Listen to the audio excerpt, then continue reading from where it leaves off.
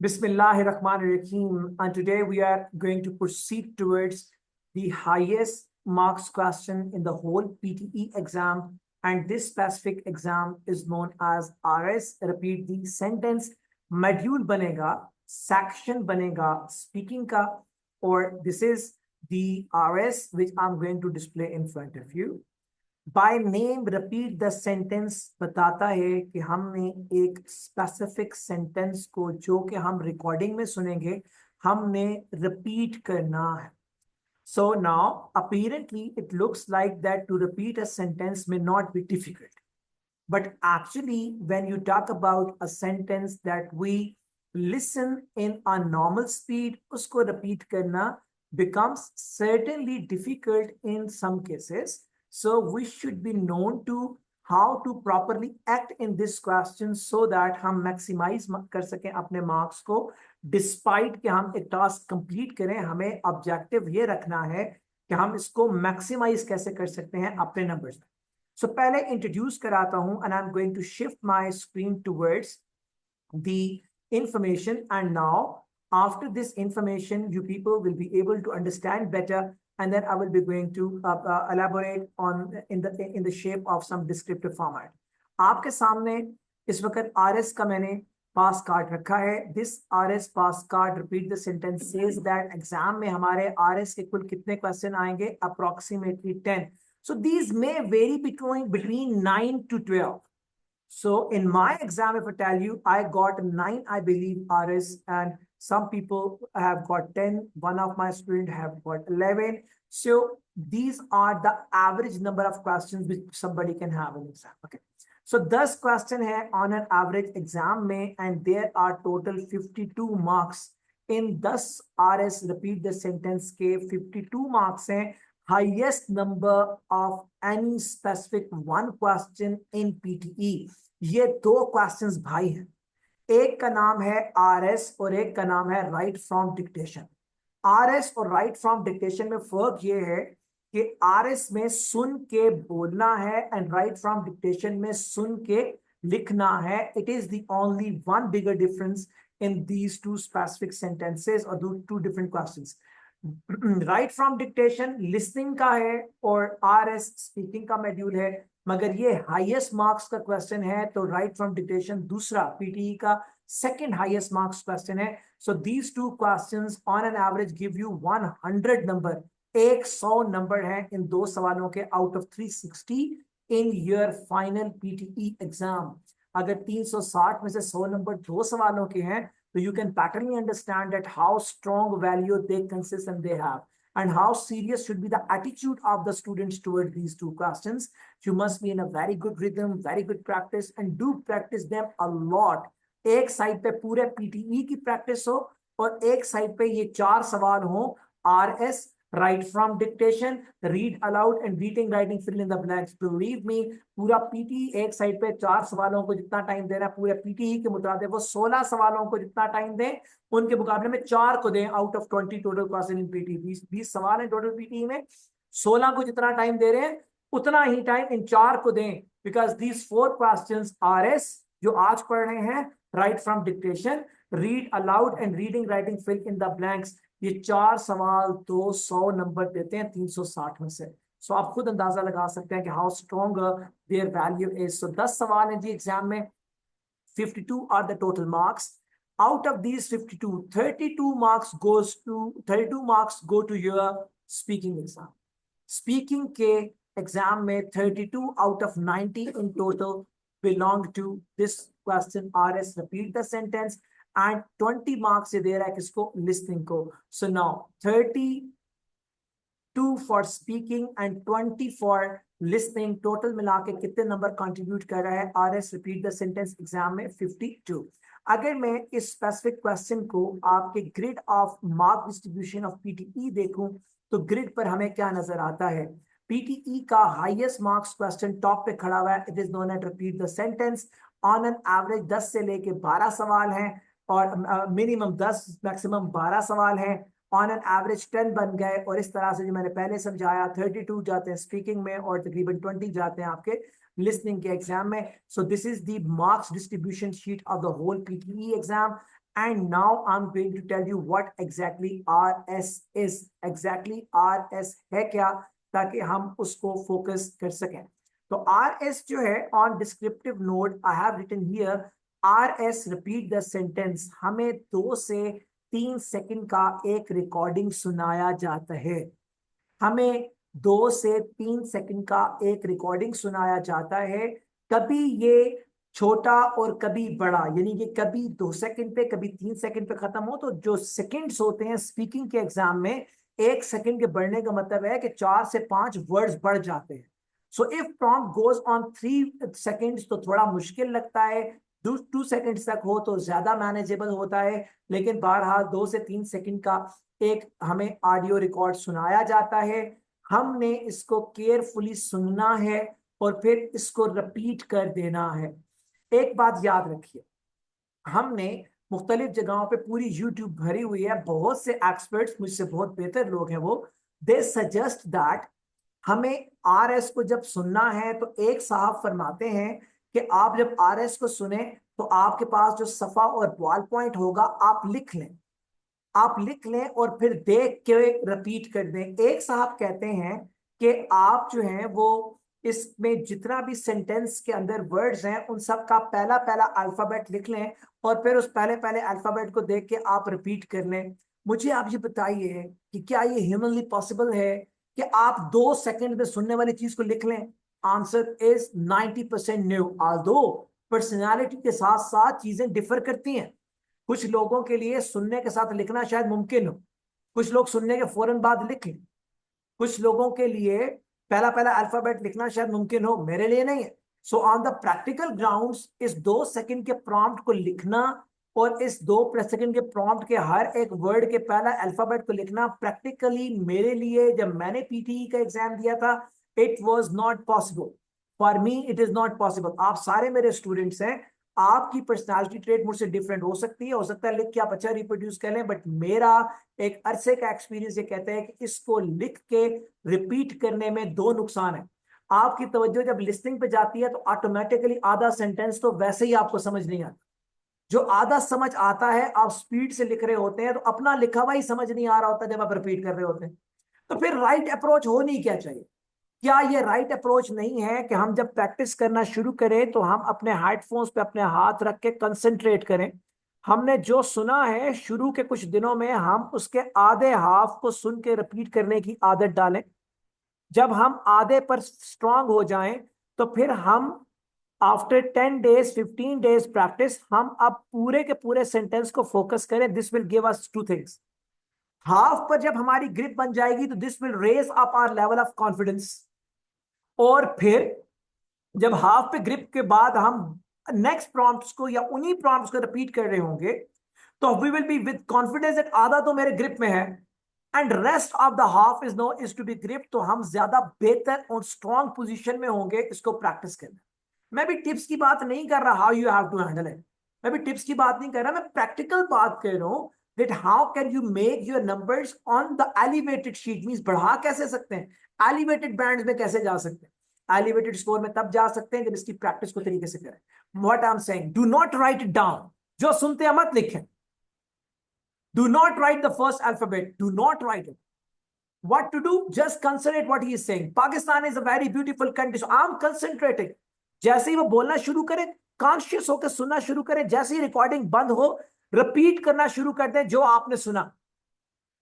आपने जो सुना उसको रिपीट करना शुरू कर दें। आपको 5 वर्ड में से एक समझ नहीं आया, छोड़ दें।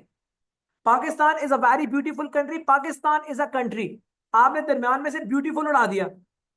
This will not give you any problem except, आपको हमेशा बताया मैंने स्पीकिंग के एग्जाम में कौन कौन से 3 मार्किंग क्राइटेरिया है, कंटेंट, प्रोनाउंसिएशन एंड फ्लुएंसी। अगर आपने सेंटेंस को कंसिस्टेंसी से रिपीट किया है तो फ्लुएंसी में कोई प्रॉब्लम होने नहीं जा रहा। इंशाल्लाह you will get complete numbers. अगर आपने बोलने में तेजी नहीं की और आवाज ऑफ वर्ड्स ठीक थी तो आपके प्रोनाउंसिएशन में कोई नंबर कटने नहीं जा रहे। अगर आप आधा सेंटेंस छोड़ रहे हैं, एक वर्ड छोड़ रहे हैं, 2 वर्ड छोड़ रहे हैं, तो मैक्सिमम क्या होगा, आपके कंटेंट में नंबर कम आएंगे ना, मगर प्रोनाउंसिएशन और फ्लुएंसी में तो कुछ होने नहीं जा रहा। सो प्लीज कंसिडर करें, हर क्वेश्चन को करने के लिए एक मेरिट है, उस मेरिट पर उसको कीजिए। वो सेंटेंसेस जिनमें 3 सेकंड्स की लेंथ होगी, थोड़े लंबे होंगे, हाफ तक पहुंचना भी शुरू में प्रॉब्लम होगा। जो छोटे सेंटेंसेस होंगे उनमें पूरा करना भी प्रॉब्लम नहीं होगा। तो बेटर सेंटेंसेस को 2 हिस्सों में तकसीम करें। पहले टारगेट रखें कि मैंने हाफ रिपीट करना, पूरा समझ भी आ जाए तो भी हाफ रिपीट करना, फिर उन्हीं को दोबारा कंप्लीट कंप्लीट कर लें। Then take next 20, again go for half of and then उन्हीं 20 को कंप्लीट कंप्लीट। तो इस तरह से अपनी प्रैक्टिस को लेके चलिए। 30 डेज रिपीट कीजिए आरएस को। इन 30 डेज में हर रोज अगर आप अबाउट 20 to 30 क्वेश्चंस भी करते हैं तो about 1000 will be in your practice after 1 month. And these are almost the maximum number of repeat sentence जो आज तक एग्जाम में आए, उन्हीं को बार बार रिपीट होना।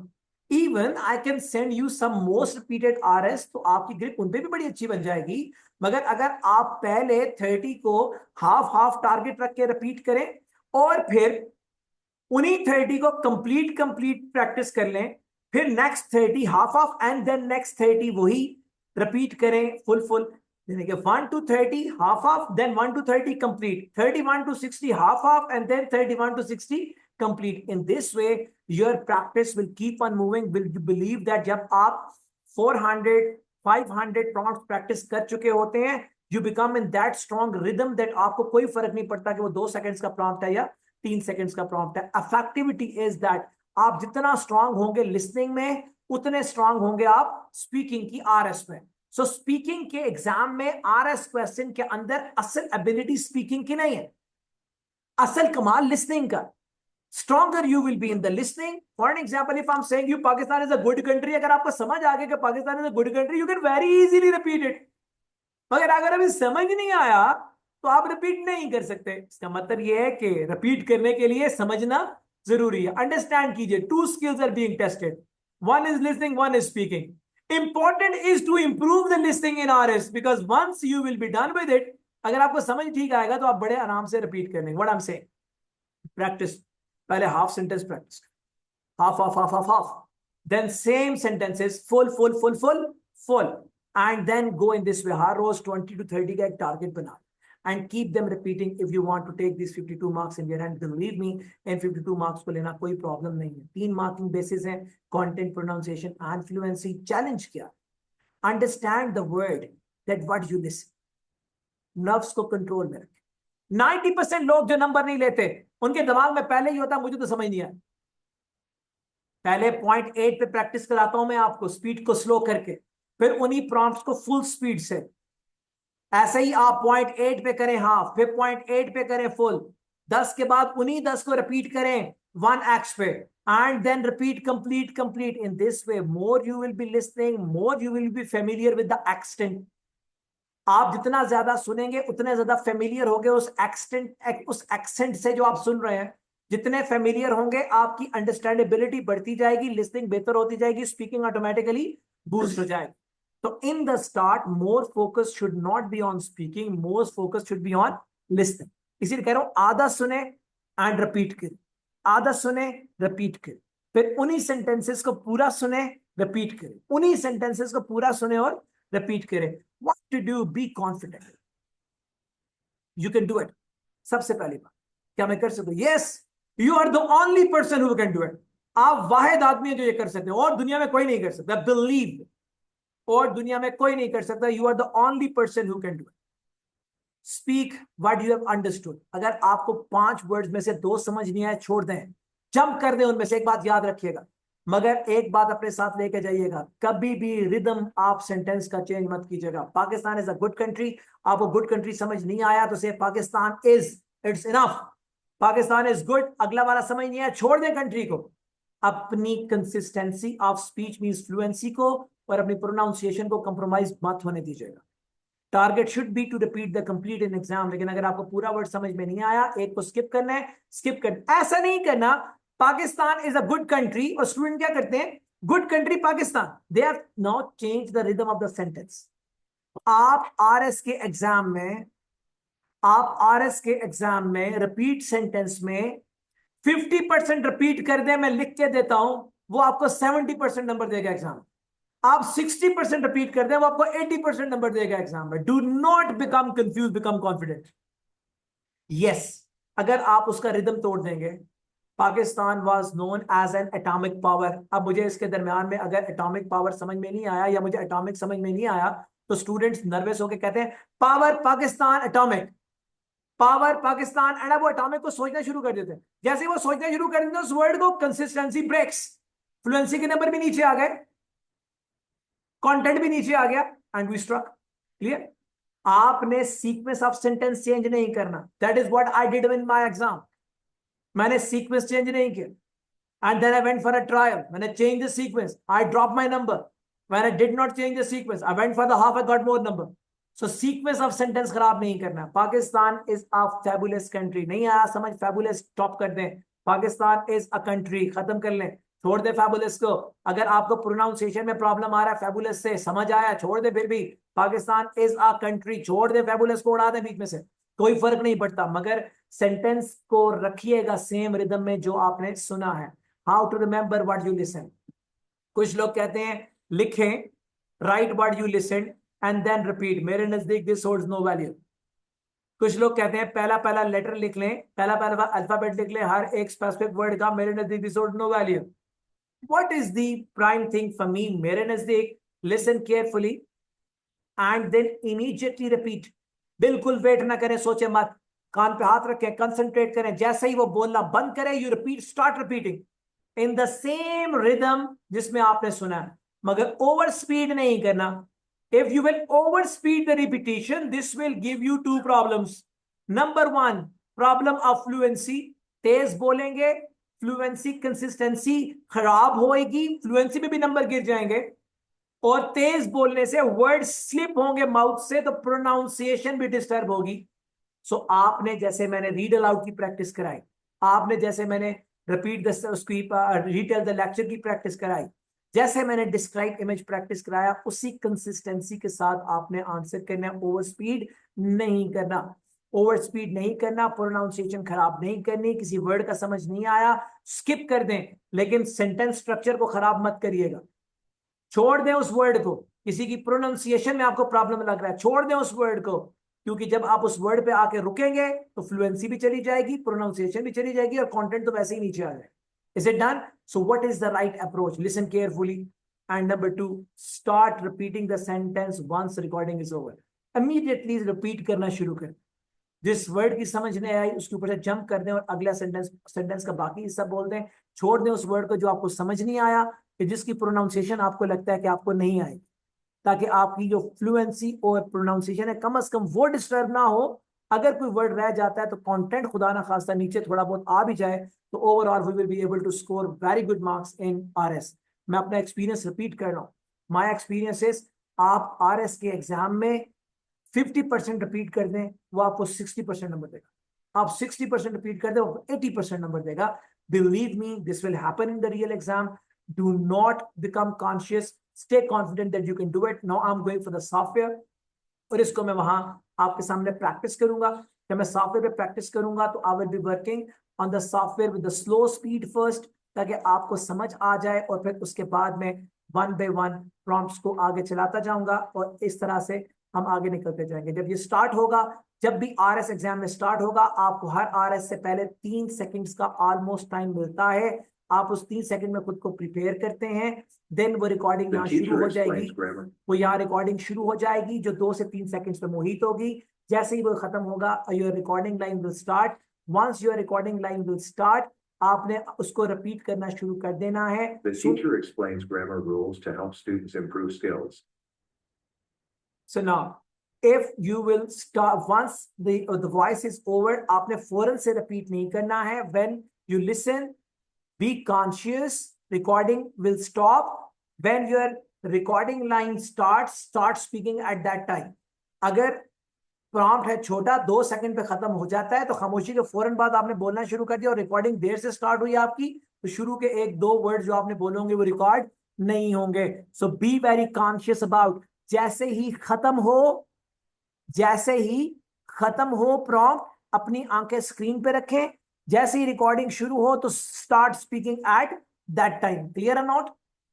थोड़ा सा मैनेज करके चलिएगा एग्जाम में. So I'm going to repeat the sentences in front of you. I'm going to tell you how you have to handle it. Okay. So how would you handle it? I'm going to reduce the speed first and then listen, and then I will be repeating the same prompt for your guidance. Now I have converted the speed on 8 and I'm going to start the recording now and listen it carefully. Listen it carefully. The teacher explains grammar rules to help students improve skills. The teacher explains grammar rules to help students improve skills. So in the start, what should be my type? What should be my target? The teacher improve grammar. The teacher improve grammar rules. Again, listen it. The teacher explains grammar rules to help students improve skills.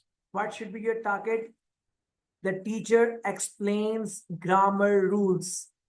Teacher explains grammar rules. So in the start, try to focus only on the half of the sentence. Clear? 20 तक जाए, पूरा भी समझ आए तो target किसको रखें कि आपने without compromising pronunciation, without compromising your fluency, आपने कितना करना है? Half sentence.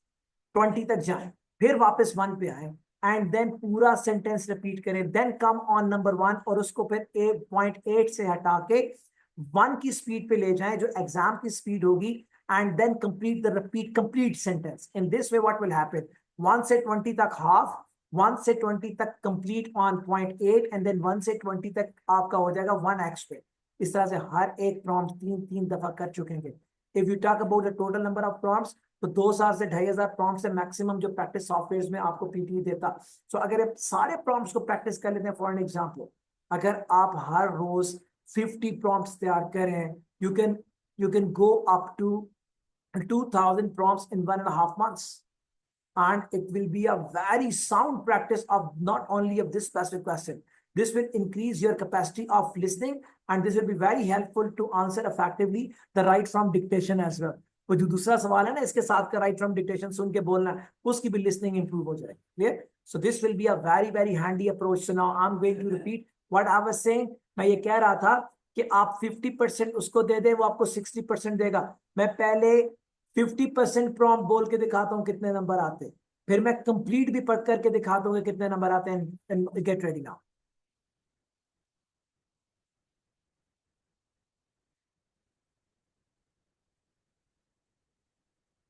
The teacher explains grammar rules to help students improve skills.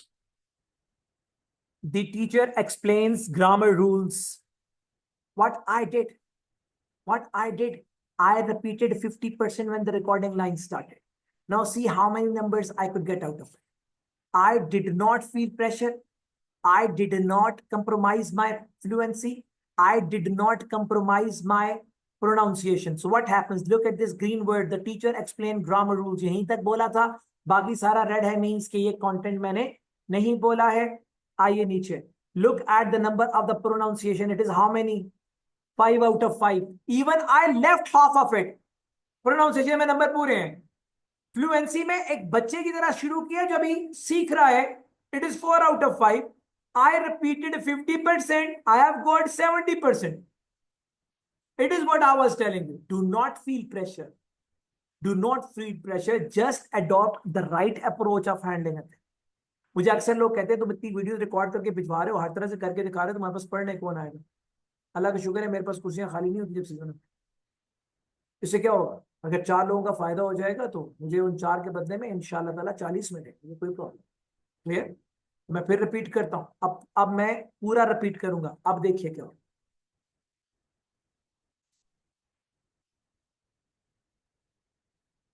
The teacher explains grammar rules to help students improve skills.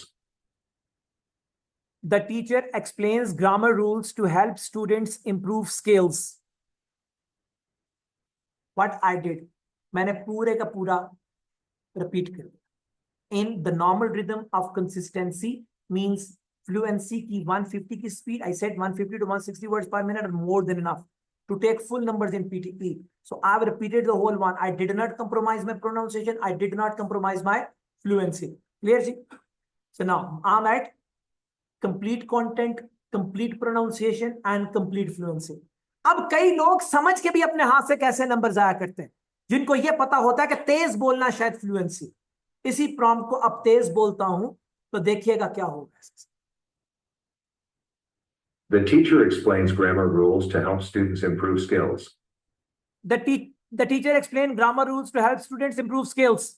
अब मुझे बताइए कौन सा सवाब होगा इसको एक्सपीडाइट करने का, अगर आप ऐसे बोलें जिस तरह सामने को बंदा और आपकी बात को समझ रहा है, तो that is the best way of speaking in PTE exam. मैंने पूरा बोला है, उसमें 4-5 रेड्स हो गए। It is because of what? It is because of my overspeeding. I look at the numbers. वहीं मैं खड़ा था 90 पे, उसी प्रॉम्प्ट पे मैं खड़ा हूं 60 पे। What you learned now? What is the conclusion? पूरा सुने, जैसे ही खत्म हो रिपीट करना शुरू कर दें। अगर एक वर्ड समझ नहीं आया स्किप कर दें उसको, लेकिन रिदम ऑफ सेंटेंस खराब नहीं करना, ओवर स्पीडिंग नहीं करनी। 150 to 160 words per minute is an excellent speed. Clear जी? अब मैं दरमियान में से एक वर्ड छोड़ जाऊंगा। For example, the teacher explains grammar rules to help student improve skills. Assume करता हूं मुझे ग्रामर का वर्ड समझ में नहीं आया।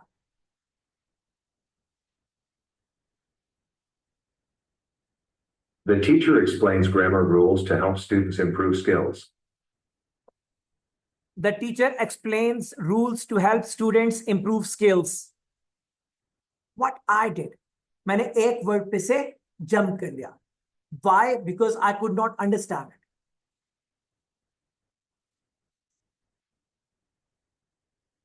I'm at 70. Is it clear? And it is not on 70 because that it is because of one word.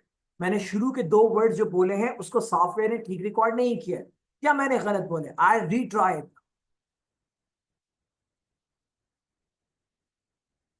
The teacher explains grammar rules to help students improve skills. The teacher explains rules to help students improve skills.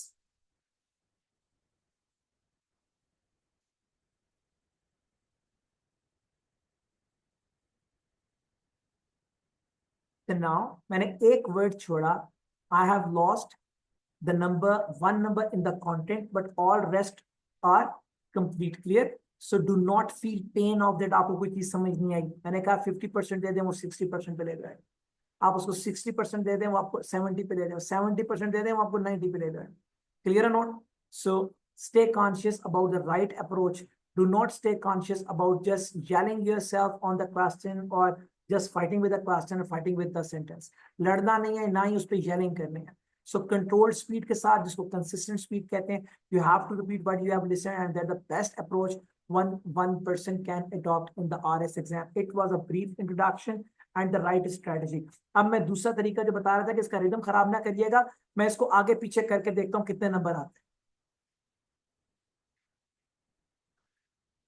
The teacher explains grammar rules to help students improve skills. Improve skills, grammar rule teacher. It is a common error in the students. They lose their control और उनके सारे words आगे पीछे हो जाते। उनके सारे words आगे पीछे हो जाते। Look at this one. Look at the recording rights. मैंने सारे words बोले हैं, लेकिन मैंने उनको तितर बितर कर दिया था। I just haphazard the whole. आप haphazard बना दिया मैंने सारे prompt का। Look at the numbers. It is what I'm saying. Do not confuse the rhythm. Go with the same rhythm of what the sentence you have listened. कोई word समझ नहीं आया, jump कर जा। मत बोले उस word को, मगर rhythm खराब मत करिएगा। अपना temperament lose मत करिएगा। Is it fine? So it is the right approach of handling the RS question in exam, and I'm very optimistic that आपको समझ आया भी होगा, and you will be just practicing the same thing in the same way.